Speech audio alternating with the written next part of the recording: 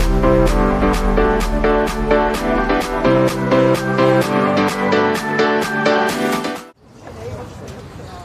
morning.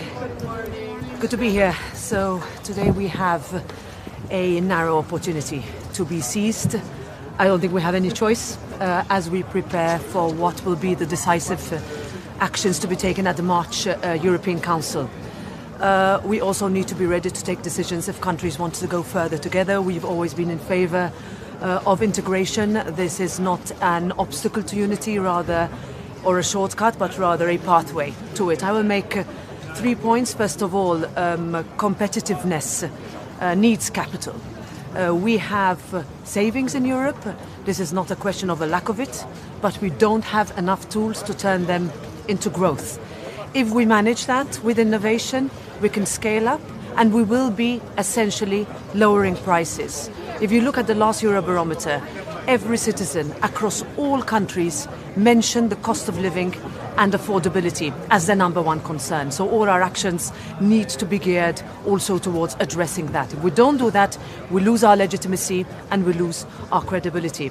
Therefore, we need to complete the Savings and Investments Union. The European Parliament is very much onto that from a legislative perspective. We also need to complete the single market.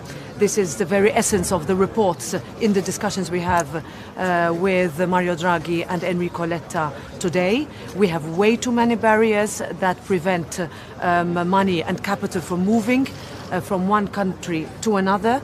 Way too many obstacles to simplification. That is where we need to make sure that the decisions and the discussions are taken now. No more words, but more action finally. Finally, on trade, what we saw with India is that when we are confident and when we are outward looking, we can achieve a lot.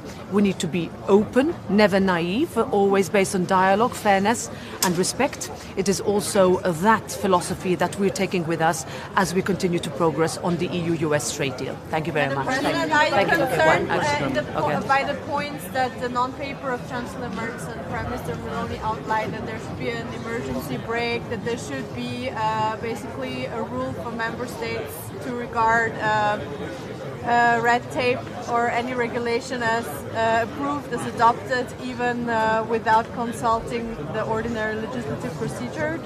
Are you concerned that the Parliament's position might be weakened here? Well, I think the simplification drive is what unites all the institutions. This is not something that is new.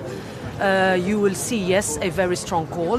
We welcome it from the European Council to go further, to make it easier for our businesses, for our industries, for our families. How do we manage to make it more affordable in Europe? And if that means looking at where we can correct, where we can improve, where we can further simplify, which is the aim of all the omnibuses we have on the table, not going against the possibility of continuing to have legislation, of course, but making sure that where things can be corrected and when things can be made easier, then we should do that. Thank you very much.